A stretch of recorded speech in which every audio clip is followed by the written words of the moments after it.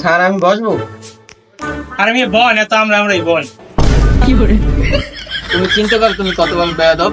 দেখো তুমি বসছো আর ও বসছো। স্যার এই আমার সিবি। তোমার সিবি কই?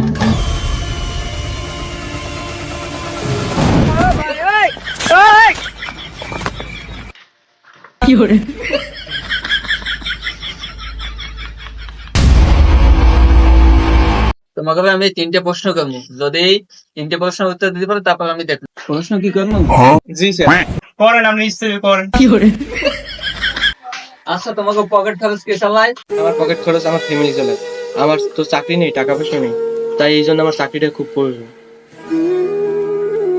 আর তোমার? স্যার মনে করেন এলাকায় 2-3 চক্কর দেবে, কেমনে এই করে পকেটে টাকা ভর্তি আর কইতে পারি ওই সবে খোদা কেমনে যায় কইতে পারি। পকেট সবসময় ওটি ভূমি খায়, খালি 2-3 রাউন্ড তুমি এলাকায় ওই কেমন। তাহলে তো তুমি এলাকায় সম্মানিত, তাহলে তো তোমার চাকরি লাগে না। স্যার চাকরি তো চাকরি, ওই 2-3 রাউন্ড দিয়ে যাবে এদিকে পকেট খরচ হয়, চাকরি তো 2টা লাগে।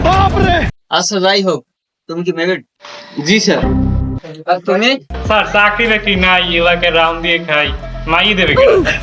অন্তত বিয়ের জন্য তো একটা চাকরি দরকার, বিষয়টা বোঝেন একটু স্যার। তুমি যে এমন একটা ভবনের কাজ নিবা, এ থেকে যদি মাল জিনিস কেউ খাই দেয়, এক্ষেত্রে তোমার করণীয় কি? আচ্ছা স্যার, যে টাকাটা খাইছে তার এলাকার গণ্যমান্য মানুষকে আমি জানাবো কথাটা। তারপর যদি তাতেও কাজ নয়, তারপর আর কি আইনের ব্যবস্থা নিতে হবে। আচ্ছা ঠিক আছে, আর তুমি কি করবা? মনে করেন স্যার প্রথম আপনি আচ্ছা। দেবে তো দেবে, নাই তো দুমাইয়ে বাড়ি বাড়ি বাড়ি হিসেবে দেবে দেবে, না দেবে পরে বিষয়টা দেখবো, বাকি তো যদি খাইয়ে বাড়ি কি আর করার। না হলে স্যার সব আল্লাহর উপর ছেড়ে দিন, আল্লাহ যা করে। জনগণের টাকা মানুষে খাইয়া পাইবো, আর তুমি আল্লাহর উপরে ছেড়ে দেবা, এটা কি তোমার টাকা? এটা সরকারি টাকা। আমি এখন বুঝতে পারছি যে তুমি এলাকায় রান দিয়ে কিভাবে পকেট খরচ চালাও। তুমি মেয়ে একটা ভণ্ড। আচ্ছা পরের প্রশ্নের উত্তর দাও। তোমার সামনে যদি কোনো মেয়েকে প্রেজেন্ট করা হয়, তুমি কি করবে? তোমার করণীয় কি? স্যার, ওরা তো সংখ্যা অনেক বেশি থাকবে, তাই আমি প্রথমে মুরব্বীদের নিয়ে আর কি তাদের সামনে যাবো, কথা বলতে বলবো। যদি তাতে না হয় তারপর আমি আইনের আশ্রয় নেব। এখন তুমি বললো তোমার করণীয় কি? ওর মায়ের এটা কি করতে গেলেন স্যার আপনি?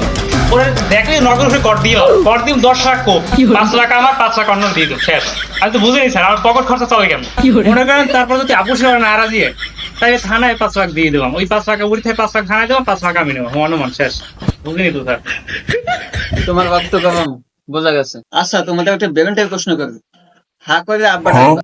হা না স্যার, হবে না। স্যার আমি পারি আমি কই বিষয়টা। তোমার কি আমি ডেডি বলতে বলছি? স্যার এরকম কি হা করে কি আব্বা বাবা যায়? এটা ডেডি বাবা ডেডি। আরে এমনি তো আমি আব্বারে আমি আব্বা বই না, যদিও ডেডি ব্রেনটা কামে হয় না স্যার, কেমন? তুমি মনে হয় বাসায় সবার সাথে বেয়াদবি করো না। বাবা একটা চা নিয়ে এসো।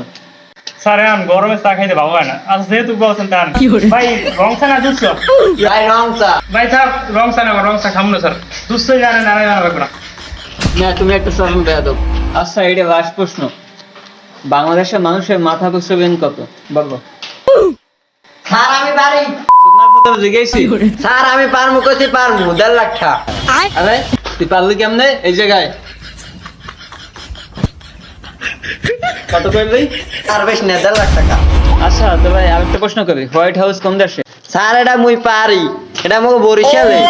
আরে, তুই তো পাস।